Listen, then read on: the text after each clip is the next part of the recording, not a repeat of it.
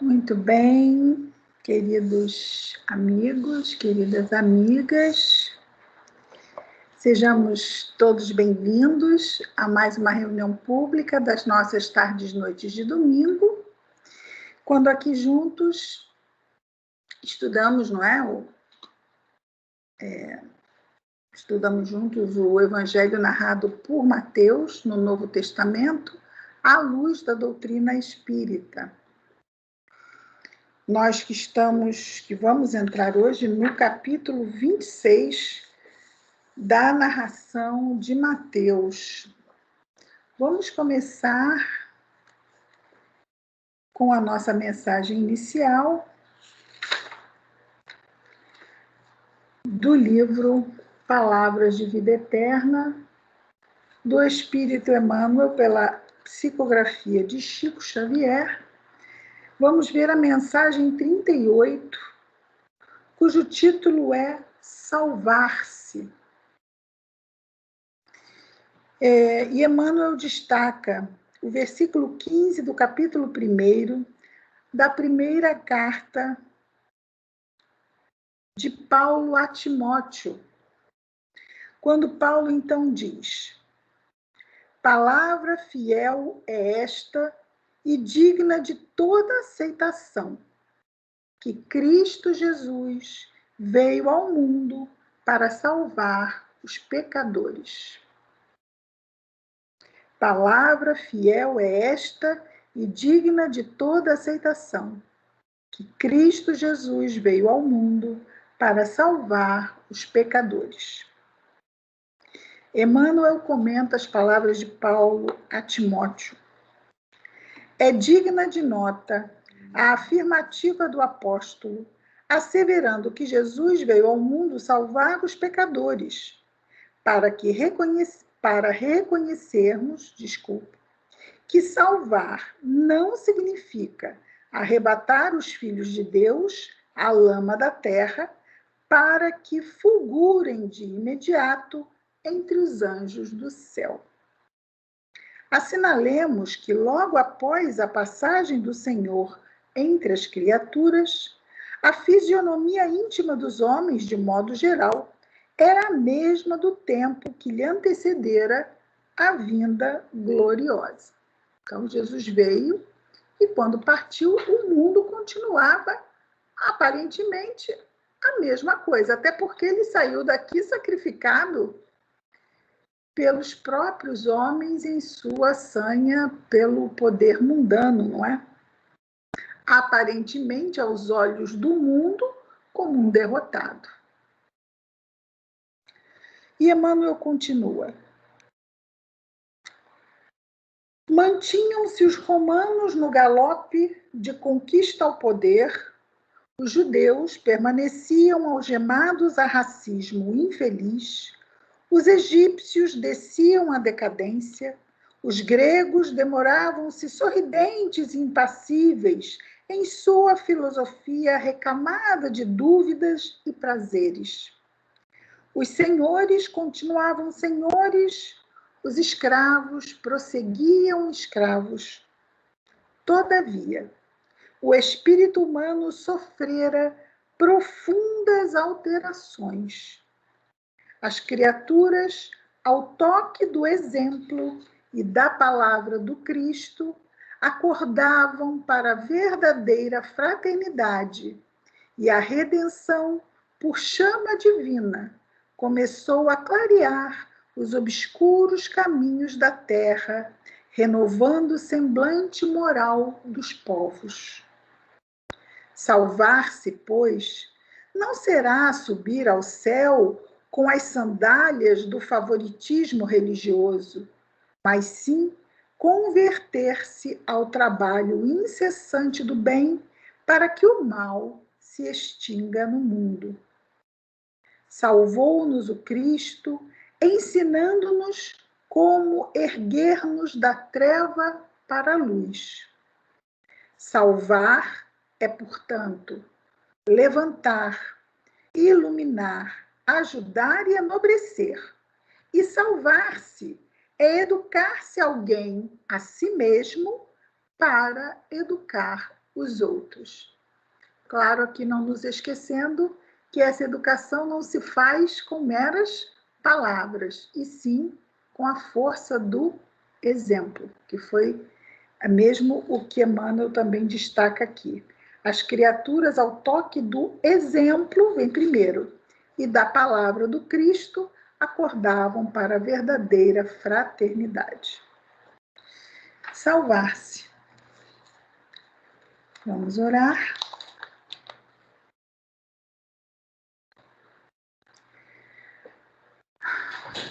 Querido Mestre Jesus, obrigado, Senhor, por mais este dia, pelas bênçãos que chegam diariamente até nós, Senhor, buscando oferecer-nos recursos para prosseguirmos na nossa jornada da melhor forma e, através do esforço que nos cabe, Senhor, conquistarmos, enfim, a tranquilidade das nossas consciências. Abençoa-nos nessa jornada, Senhor, e nesses desafios.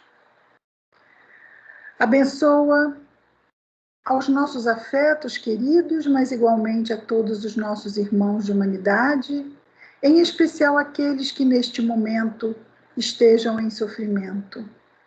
Rogamos-te, Senhor, no dia de hoje, pelo nosso companheiro, esposo da nossa querida Thelma, que se encontra hospitalizado, para que, e sabemos que está sendo amparado, como todos os que estão necessitados são amparados, mas aqui te rogamos pelo nosso companheiro,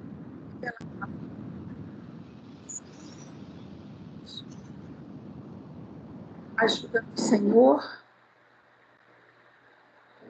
a mantermos em nós a paz necessária para prosseguirmos principalmente diante das tempestades da vida. Que as tuas bênçãos estejam em nós e entre nós hoje e sempre, Senhor. Graças a Deus.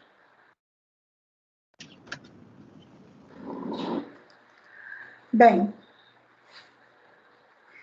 como dissemos, vamos começar o capítulo 26.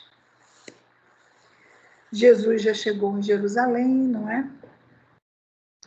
E agora os momentos vão se tornando cada vez mais difíceis, e dizemos difíceis principalmente mesmo para nós, porque vemos, não é, toda a trama tão escura que foi tecida para, vamos dizer assim, levar ao madeiro aquele que não tinha nada do que reparar ou corrigir, mas que tudo sofreu por amor, como assim já havia sido predito lá no Antigo Testamento, séculos e séculos e séculos antes da sua chegada. E é isso que nós vamos ver aqui, bem logo no início do capítulo 26. No versículo 1 começa então a narração de Mateus. E sucedeu. Aqui, esse subtítulo desse trecho é Conspiração para matar Jesus. Versículo 1. E sucedeu que, concluindo todo esse discurso, vamos lembrar aqui, tudo o que aconteceu neste momento, no capítulo 24, no capítulo 25. Então, depois de chegar a Jerusalém, Jesus, no capítulo 24, vai trazer o sermão profético, vai falar de todas as dificuldades pelas quais ainda passaríamos até o momento em que o mundo deixaria de ser um mundo de misérias morais. E ele nos alerta, depois do sermão profético, da necessidade da vigilância. E também nos traz parábolas para representar isso. A parábola do servo vigilante, a parábola das 10 virgens. E, por último, ele faz a parábola dos talentos. E, por último, ele traz a questão aqui, o ponto sobre o último julgamento, que é exatamente quando haverá a separação daqueles que herdarão a terra, como ele bem disse nas bem-aventuranças, e aqueles que não a herdarão, mas que continuarão sua jornada num novo planeta, mais, não é, afinizado com a sua vibração. Então, no início do capítulo 26, quando Mateus diz, concluindo todo esse discurso, é o discurso que ele fez sobre o julgamento, o último julgamento. E ele fez esse discurso e se dirigiu, então, aos seus discípulos. Aquele, então, não fala ao povo, ele fala aos seus discípulos. Sabeis que após 2 dias ocorre a Páscoa, na qual o Filho do Homem é entregue para ser crucificado. Então, ele sabia até mesmo o tipo de morte que sofreria. É claro que não se daria nenhuma morte menor do que a mais infamante que houvesse para ter. A morte na cruz era a morte mais infamante que havia. Sabe aquela história de destruição de reputação? Então, queremos destruir a reputação de Jesus. Qual é a melhor morte para representar uma reputação desqualificada? Morte na cruz. Então, tudo muito... Quando se fala conspiração para matar, não era só matar. Havia que se tomar um cuidado para não transformá-lo em quê? Num mártir.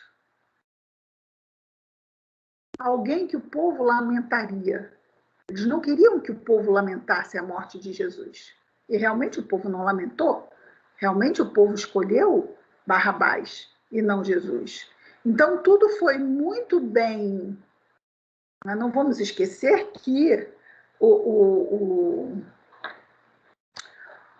os nossos irmãos que ainda estão afinizados com o mal são extremamente inteligentes, não é?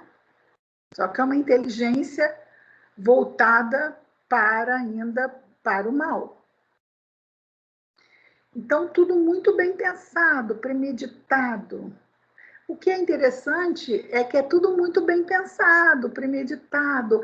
Aparentemente, todos os seus objetivos foram alcançados, não foram? Foram. Jesus foi preso, foi crucificado, foi desqualificado. Mas o que eles não contavam é que fazer-se algo num determinado momento não significa que aquele algo seja uma vitória ou uma derrota. Para isso, vamos ver o quê? As consequências disto. No Evangelho segundo o Espiritismo, nós temos que quando se mata um homem, e já trouxemos isso até aqui, não é? Quando se mata um homem, pensa-se que, matando-se o homem, mata-se a ideia, mas a ideia não morre com o homem.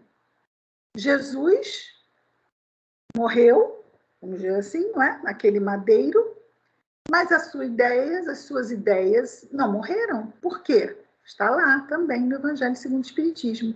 Porque eram a expressão da verdade.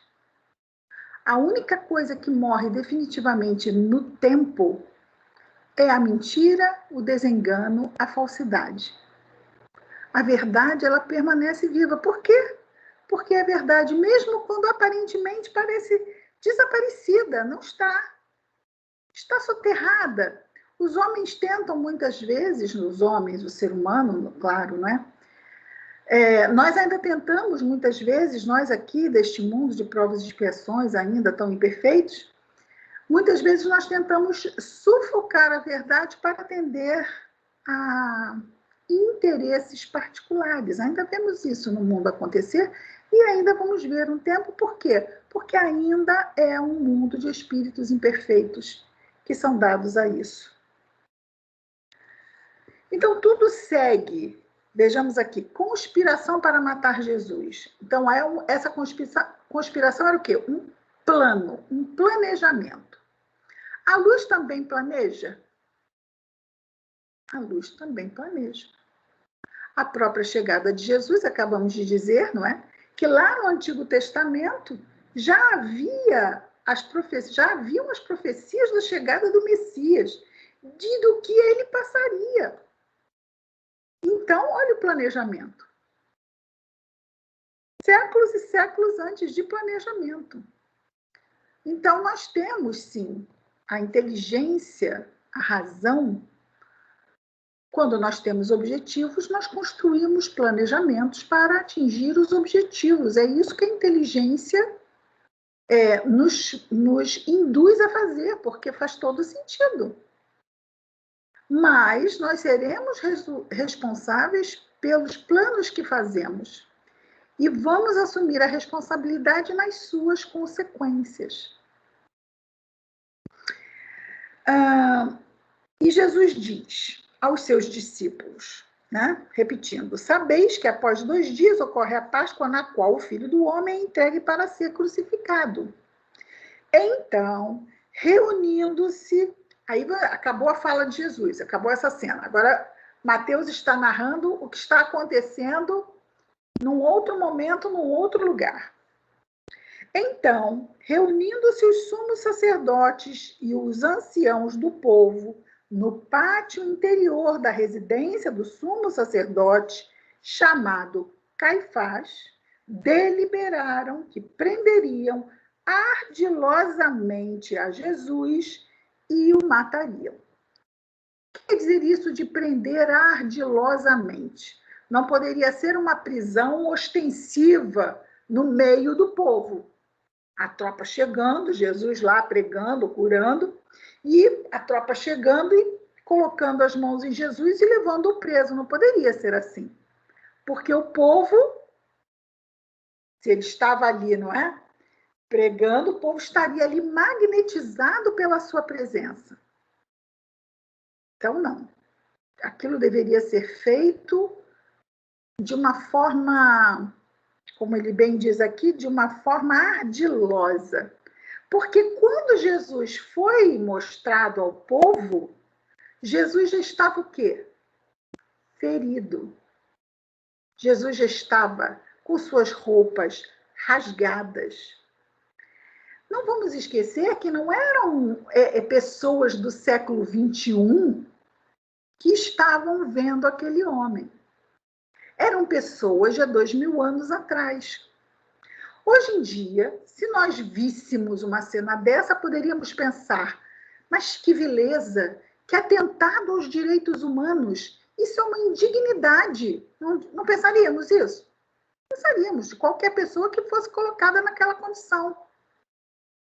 Mas há 2000 anos atrás, quando nós víamos alguém preso, despojado da sua dignidade, maltratado, e sendo apresentado como um malfeitor, nada difícil se levássemos isso como verdade e ainda sentíssemos merecido isso. É assim que terminam pessoas desse tipo. Então é um enganador.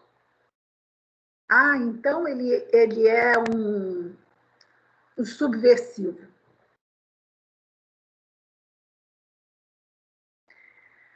Não é difícil. Não vamos esquecer que esses homens do templo, desculpa, engasguei. Não vamos esquecer que os homens do templo, eles têm uma posição social muito relevante. O povo acredita neles, eles são pessoas assim de referência. Então o que eles falam pesa. O que eles falam pesa. Jesus ali todo desfigurado. Fica difícil muitas vezes, para quem não tem um preparo, e há 2000 anos não tínhamos preparo mental para lidar com esse tipo de situação. Era muito difícil que fosse diferente, né? Não precisava nem haver assim, essa questão dessas profecias.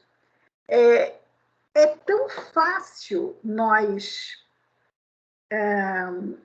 dizermos o que vai acontecer quando nós conhecemos muito bem o contexto ou as pessoas do contexto. Quando nós conhecemos muito bem uma pessoa, nós sabemos o que ela vai fazer e o tipo de escolha que ela vai fazer também. Porque nós conhecemos aquela pessoa. Aquilo não nos surpreende. Num mundo de há 2000 anos, e eu nem, né? A gente pensa assim, e se Jesus aparecesse hoje? E se Jesus aparecesse hoje? Será que ele seria crucificado? Seria reconhecido? Não é interessante? Mas Jesus não vai aparecer de novo dentro dessas condições. Já vão ser o quê? Outras condições. Ele chegou há 2000 anos num estábulo. Ele chegou discretamente, não chegou? Embora os anjos tenham cantado hosanas ao Senhor e os pastores tivessem visto, mas os pastores. Ele chegou discreto. Ele não chegou ostensivo no seu papel de governador do planeta. Mas quando ele voltar, e dizemos quando ele voltar, no sentido desse momento de separação, não é? Em que nós não sabemos como se dará, mas ele disse que voltará. Então, nós estamos usando os termos que ele disse, o termo que ele falou. Não é? Quando ele vai voltar discreto. Hein, Tatiana? Volta discreto, Jesus? Jesus vai chegar como o governador. Agora eu estou chegando para fazer o que tem que ser feito, porque todo o preparo já foi feito, já foi dada oportunidade para quem tinha que se preparar para ficar, já está tudo certo. Então não é preciso mais, vamos dizer assim, manter-se essa descrição. A descrição de Jesus, ela nos deixou confortáveis. Vamos pensar. Embora ele tenha dito, meu amigo é aquele que faz o que eu mando. Esse é o meu amigo. Ele disse isso. Mas o tempo todo ele sempre diz, se quiseres me seguir, ele sempre coloca a escolha. Mas ele disse, aquele que quer ser meu amigo faz o que eu mando. Não é o que eu peço, o que eu solicito. É o que eu mando. Por que ele pode dizer que ele manda? Porque manda quem pode, não é? Que diz o ditado. Manda quem pode e obedece quem tem juízo. Então, ele fala a verdade. Mas chegou discreto e nos deixou confortáveis para assimilarmos a sua mensagem pela luz da mensagem. Porque o evangelho não é de Jesus. Jesus foi quem nos trouxe. O evangelho é uma revelação das leis de Deus. Então, ele nos deixou muito confortáveis para termos o nosso tempo de exercitarmos durante todos esses séculos as suas lições. Ainda teremos muito que exercitar no futuro, séculos e mais séculos e mais séculos que ainda vamos ter que exercitar. Mas, vamos dizer assim, esse primeiro período que vai marcar um novo tempo para o planeta Terra, esse não vai ser tão longo. Agora já sabemos, não é? Já estamos mesmo no processo de transformação.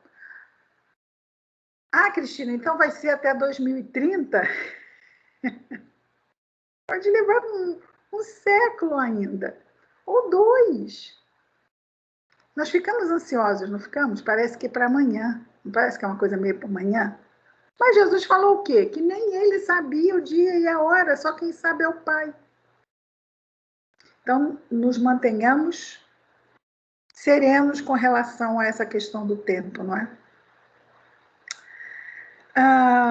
Então, reunindo-se, já vimos aqui, né? Chamado Caifás, deliberaram que prenderiam ardilosamente a Jesus e o matariam. Não é assim, vamos prendê-lo para ver o que vamos fazer com ele. Já sabiam o que iam fazer com ele. Estava decidido. Jesus seria preso para ser morto. Mas diziam, não durante a festa. Qual festa? Da Páscoa. Para que não ocorra tumulto entre o povo. Então, sempre o povo é um elemento muito importante. Porque é o povo, eles são chefes de quem? Do povo. Se o povo estiver contra eles, eles são chefes de quem? De ninguém. Não é? Então é importante manter o povo ali na posição que ele ocupa, para que eles continuem agindo sobre esse povo. Não é? Então, não durante a festa. Vamos fazer tudo muito, muito inteligente o plano? Com certeza, inteligente. Vocês estão me ouvindo picado ou estão me ouvindo corrente? Corrente? Ah, tá. Porque de vez em quando a imagem parece que congela, mas tudo bem. Para que não ocorra tumulto entre o povo. Então, vamos fazer tudo para quê? Porque qualquer tumulto pode fazer com que aqueles que estão segurando as cordinhas, né, percam o controle de uma situação. Eles determinaram o que ia acontecer, mas existia um fator que tinha que ser neutralizado, que é um fator de muita força, que ali, né, representava o povo.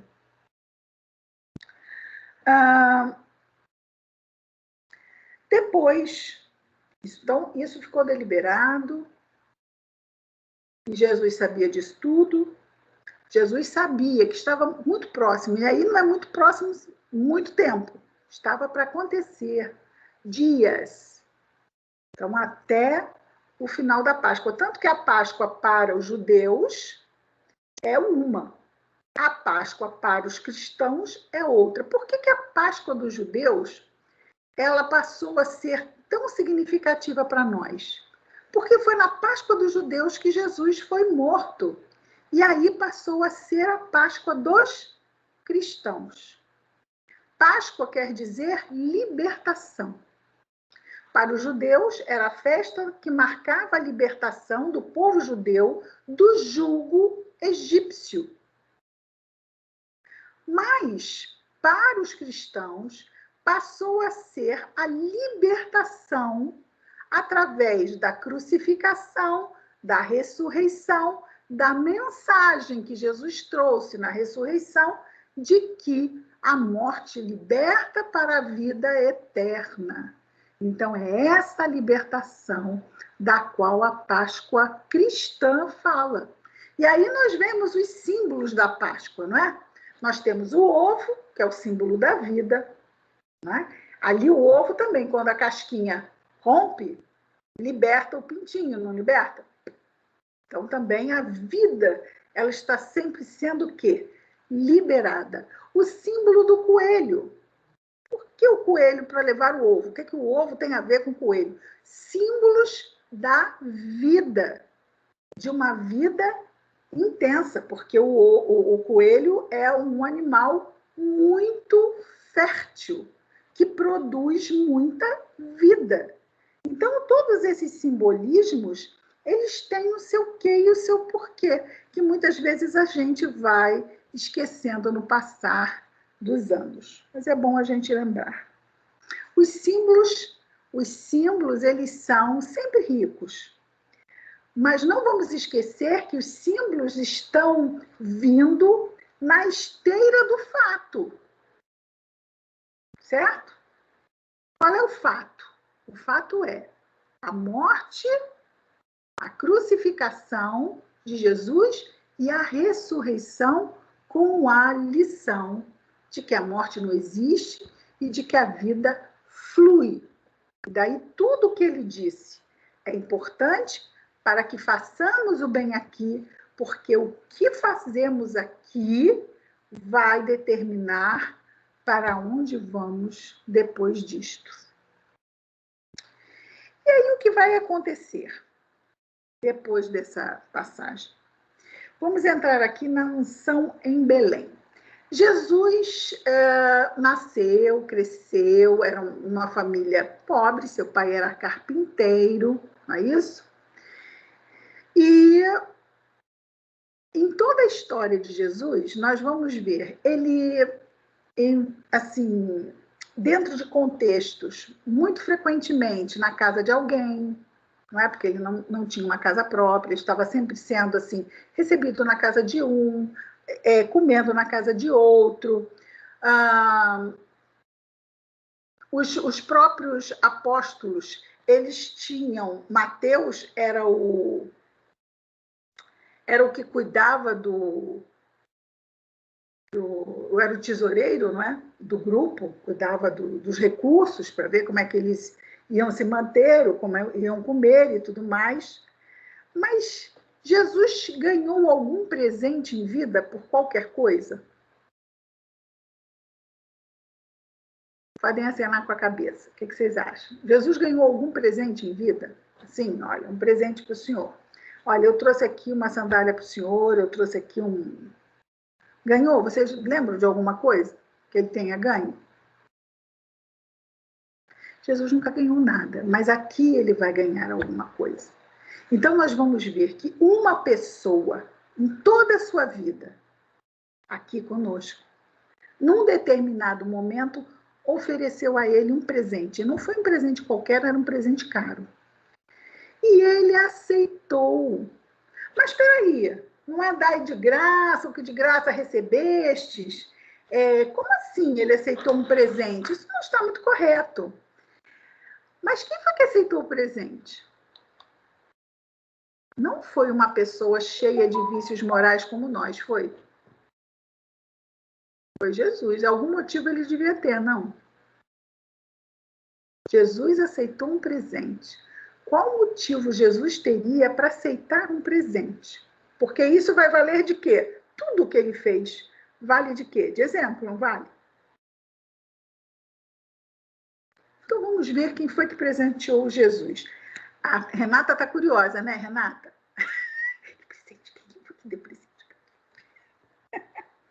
Estando Jesus em Betânia, na casa de Simão, o leproso, claro que Simão já não era mais leproso, né? Já tinha sido curado, mas fica o apelido, né? Simão o leproso.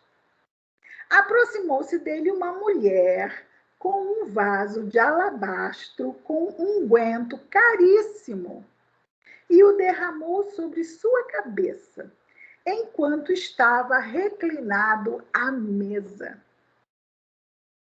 Os discípulos, vendo isso, indignaram-se. E temos até assim lindas pinturas desse momento, não é?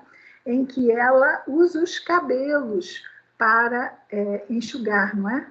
Jesus, coisa linda, né? As mulheres com aqueles cabelos enormes, né? Então ela usa os próprios cabelos para... muito lindo.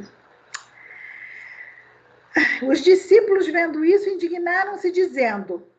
Olha os discípulos, quanta amorosidade com o mestre, né? Ele já tinha dito que ia ser preso, ia ser crucificado, mas quando você é o forte do grupo, alguém aqui é visto como forte do grupo? O forte da família, o esteio, aquele que, quando está todo mundo fraco, todo mundo vai para essa pessoa. Essa pessoa pode chorar? Às vezes nem chorar. Às vezes. Ah, que bom, Mônica, que você acha que no seu tem espaço, porque tem lugares que você não tem espaço nem para isso. Você vai chorar, mas as pessoas não vão te dar muita atenção, sabe por quê? Porque você é forte. Ah, você é forte. Ah, ela está chorando, mas ela é forte. Entendeu? Então, é um pouco complicado, não é? Porque é claro que temos momentos que até os fortes querem colo, até os fortes, porque nós somos fortes de um mundo de sombras. A nossa força vai até a metade da página 1. Até porque, como diz o Salmo, tudo posso naquele que me fortalece. Da onde vem a nossa força? Não é? Os discípulos, amorosos, caridosos. Os discípulos são pessoas comuns, gente, não são espíritos superiores. Jesus escolheu pessoas como nós, para que nós pudéssemos nos espelhar neles. Porque senão ia ficar muito difícil, né? Jesus já era um espírito puro. Se os apóstolos fossem também espíritos superiores, não. Então nós vamos ver várias mazelas humanas ali nos apóstolos. Os discípulos, vendo isso, indignaram-se, dizendo: para que esse desperdício? Maldade. Pois este unguento podia ser vendido por muito e ser dado aos pobres. Aqui entra aquele ponto, não é? Sobre o essencial e o supérfluo. Então, é muito nobre quando a pessoa abre mão do supérfluo para ajudar os necessitados. Mas Jesus estava aceitando aquilo. Quando algumas coisas acontecem na nossa vida e que nós ficamos assim, como é que o Senhor permite que uma coisa dessa aconteça na minha vida? Podemos ter dúvidas, interrogações, como os apóstolos tiveram também. Mas o que nós vamos ver? Que se o alto permite que alguma coisa que achamos que não deveria acontecer, aconteça, é porque existe uma razão justa. Existe uma razão justa. E antes que nos apressemos em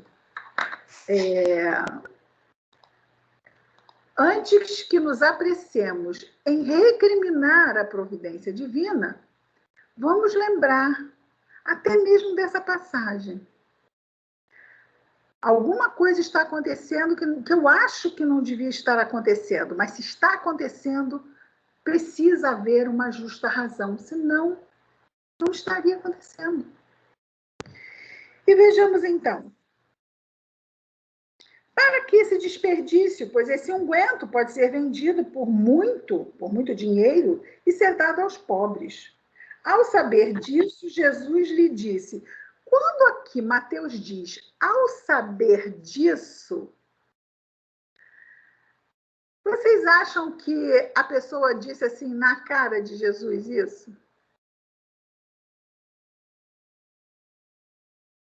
Não, não foi na cara. Mas na hora em que ele disse, em qualquer lugar que tenha sido, atrás do sicômoro, conversando com o coleguinha, na hora que ele pensou e falou, Jesus soube. Por quê? Porque ele sabe, é assim, né? Espírito puro sabe transparentemente o que pensamos e sentimos. Então, na hora que aconteceu, ele soube. Pensamos, como que ele pode ter ouvido? Ouvindo. Então, ao saber disso, Jesus lhes disse, por que dás trabalho a esta mulher? Pois praticou uma boa obra para comigo, pois sempre tendes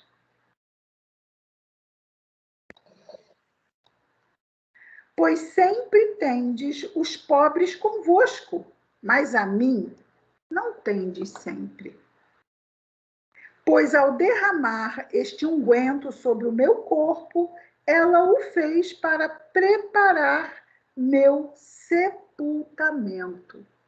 Porque àquela época era comum que os corpos, antes de serem enterrados, lembrando que não eram enterrados em caixões nem em covas, eram enterrados em cavernas, não é? Como Jesus foi, eram envolvidos em linho, primeiro ungidos, depois envolvidos, né, em linho e colocados ali na sepultura, que era uma caverna com aquela pedra que fecha. Ela o ungiu, mas também depois Nicodemos, não aquele Nicodemos, um outro Nicodemos, também um homem abastado, trouxe um unguento também caro para ungir o corpo de Jesus. Foi exatamente nesse momento, né, que também não havia corpo ali para ser ungido. Bom, isso é depois, né? Mas vamos voltar aqui. Então, aquela mulher estava fazendo um bem a ele, já estava ungindo o seu corpo lembrando a eles, olha que carinho de Jesus.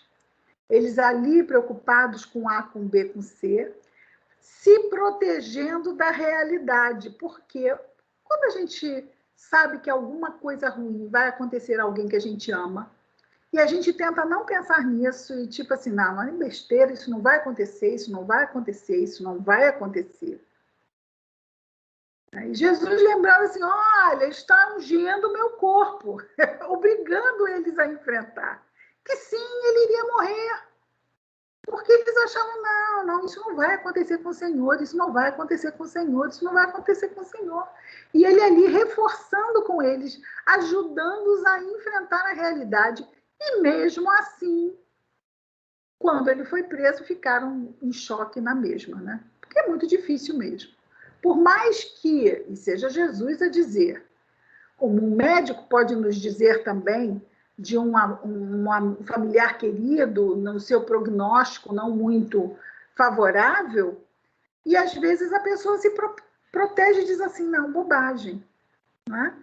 Uma vez conversando com um médico cardiologista, ele falou assim, não, quando o familiar não quer ouvir, ele não ouve. Nós dizemos, olha,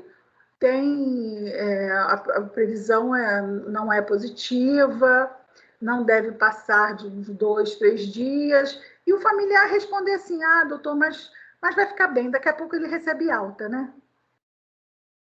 Eu não ouviu nada o que ele disse. E o médico estava contando isso, né? Então, quando as pessoas querem se defender emocionalmente, não é, dessa realidade, elas se defendem não registrando o fato. E é claro que Jesus via que eles estavam fragilizados, porque se sentiam ameaçados toda vez que ele dizia que ia se afastar. Não é? Então, ele estava ali, ajudando-os a enfrentar aquela realidade. Olha, elas estão ungindo o meu corpo.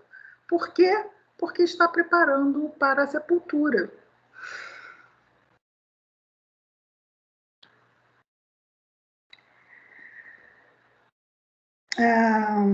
No versículo 13.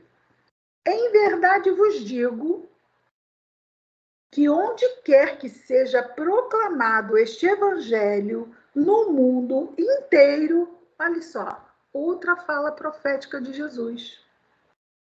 Jesus está dizendo que o evangelho seria proclamado no mundo inteiro. Ora, estava ali só naquela regiãozinha e Jesus fala isso. Então ele está ali falando o quê? De um futuro distante. Onde quer que seja proclamado este evangelho no mundo inteiro, também será contado o que ela fez em sua memória. Olha só, que pessoa importante. Ela teve um olhar caridoso com Jesus. Ela teve um olhar de caridade para com Jesus. Jesus era visto como o homem que praticava caridade.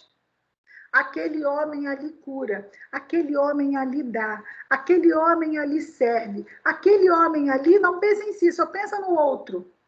Ela olhou para Jesus com um olhar diferente.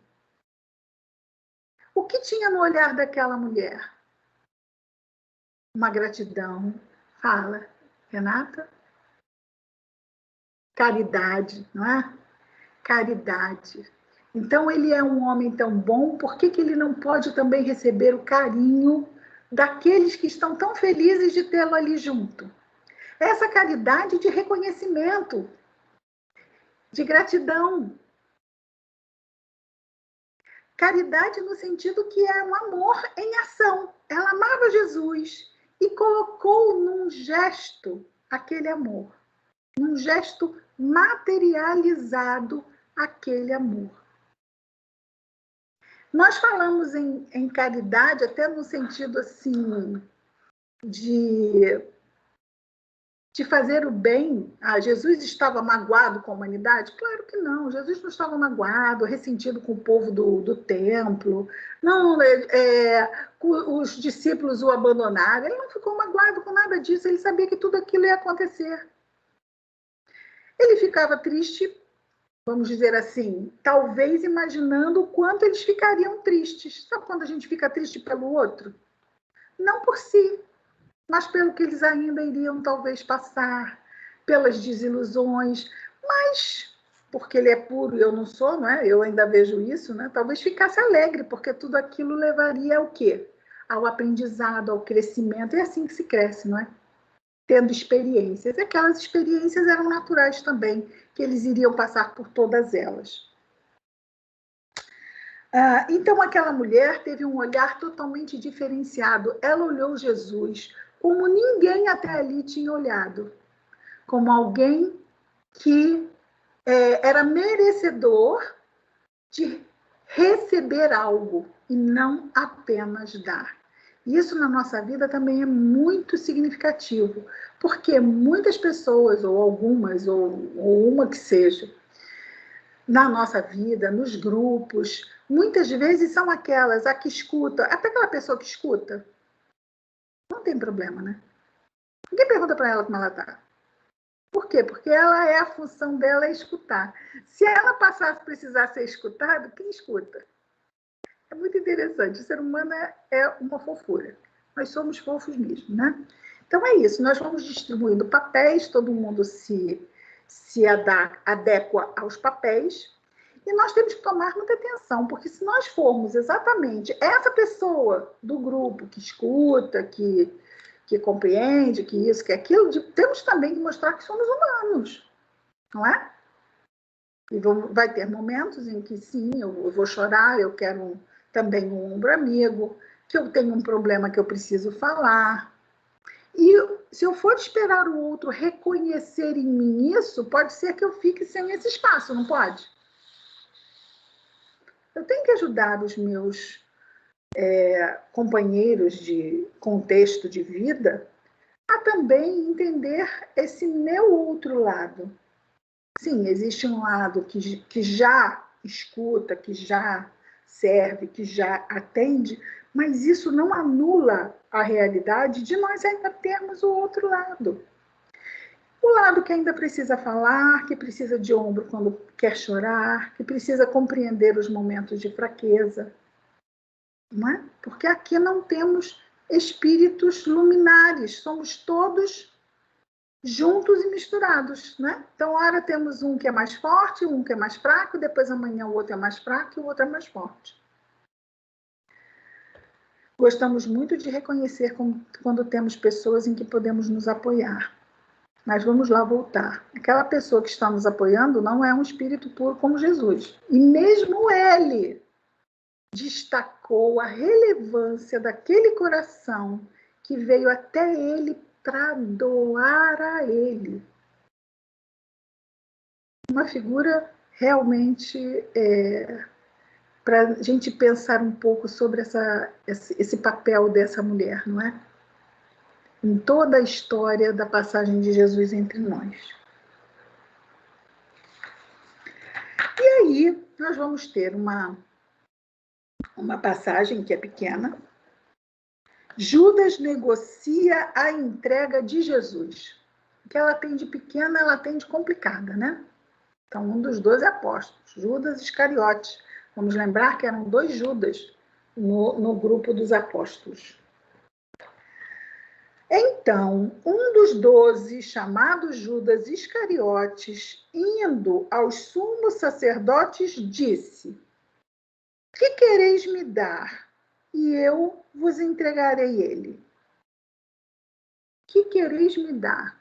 É quase como se ele dissesse assim, não é nem pelo valor, né? Que quereis dar? Podia ser qualquer coisa, não podia? Ele queria entregar Jesus e não era pelo dinheiro. Qualquer coisa que eles oferecessem, não era por isso. Talvez para que eles acreditassem, não é? Que ele realmente queria entregar Jesus, só poderia ser por dinheiro. Mas não era. O caso de Judas não era. Né? Judas achou que Jesus não se deixaria ser preso e que chamaria seus anjos e tomaria o poder. Tomaria o poder. Desceria com os anjos, assim, olha, eu cheguei aqui discreto, mas Judas, né? Judas é o cabeça, né? Muito, né? À frente do seu tempo, me colocou numa saia justa, então eu vou descer aqui os anjos e vou instalar o meu reino aqui na terra. A gente escuta isso e fica realmente com muita pena de Judas, né? Porque ele não entendeu foi nada. Por quê? Porque ele materializou tudo. Ele vai instalar o reino dele aqui. Óbvio, ele instalando o reino dele aqui, Judas é um dos apóstolos, ia estar mais ou menos, né? Talvez, né? Mas nem isso. Vamos pensar. Se ele trai Jesus, ele estaria entre... É quase também como se ele fizesse uma forçação de barra, né? Uma forçação de barra, mas se colocaria ali em xeque. Ele se colocaria em xeque. Jesus não descobriria? Vamos saber. Vamos lá ver o que aconteceu. Eles ofereceram 30 pratas, 30 moedas de prata. E desde então procuravam uma boa ocasião para o entregar. Aqui há uma nota dizendo que essa moeda de prata era um denário, né? Então ele recebeu 30 denários. Era o dinheiro à beça. Os preparativos para a Páscoa, lembra? Faltavam 2 dias para a Páscoa dos judeus. Jesus já tinha dito. No primeiro dia de festa dos pães ázimos, por que é essa história de festa do pão ázimo? Lembra que nós falamos que essa Páscoa dos judeus é a libertação do povo judeu do jugo egípcio? Né? Porque os judeus ficaram muitos e muitos anos como escravos, né? como escravos, né? Como um povo escravo lá, escravizado no Egito. Aí veio Moisés, não é?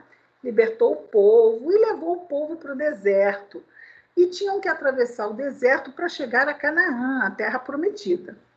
E Moisés ficou rodando com o povo 40 anos no deserto. É um deserto curto, gente, é muito curto. Mas toda a geração que saiu do Egito não podia entrar na Terra Prometida. Por quê? Porque era uma geração cheia de vícios. Vícios daquele tempo do cativeiro, daquelas crenças que acabaram assimilando muitas do povo egípcio. Então Moisés ficou com eles ali no deserto. E no deserto o que se come? Tem fermento para fazer o pão fofinho? O pão ázimo é um pão sem fermento. É um pão chapado, é um pão muito sem graça, que os judeus continuam comendo na Páscoa deles.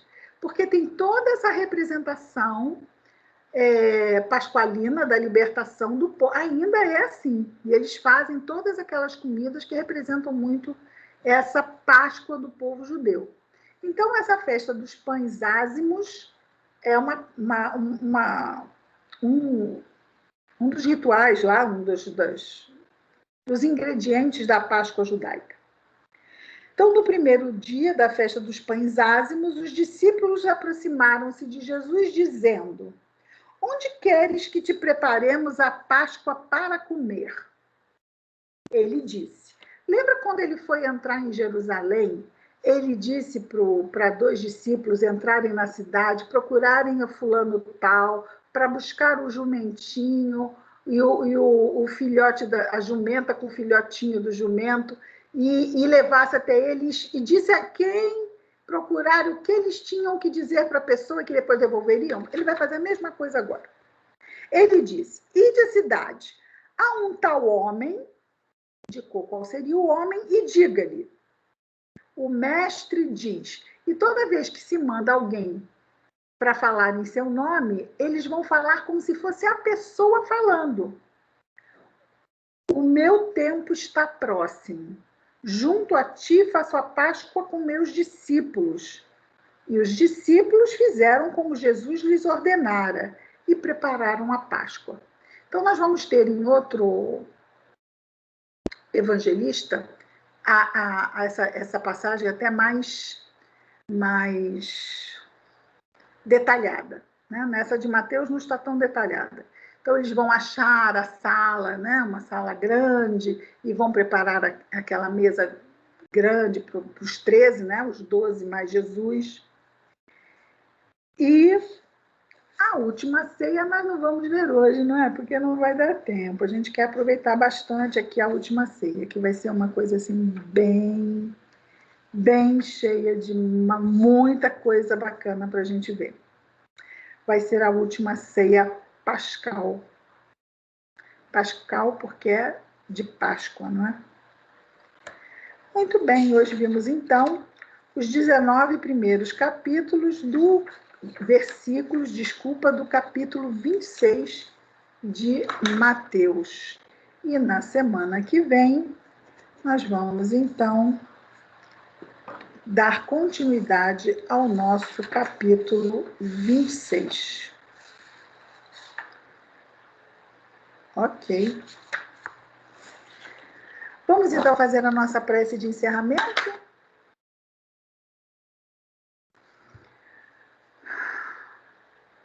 Querido Mestre Jesus, obrigado, Senhor,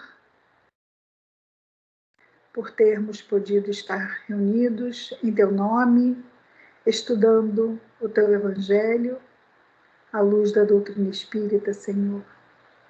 Que as Tuas bênçãos sigam conosco durante esta semana, aonde quer que estejamos, Senhor, com quem quer que estejamos. Obrigado por tudo, Mestre amado. Muito obrigada. Graças a Deus.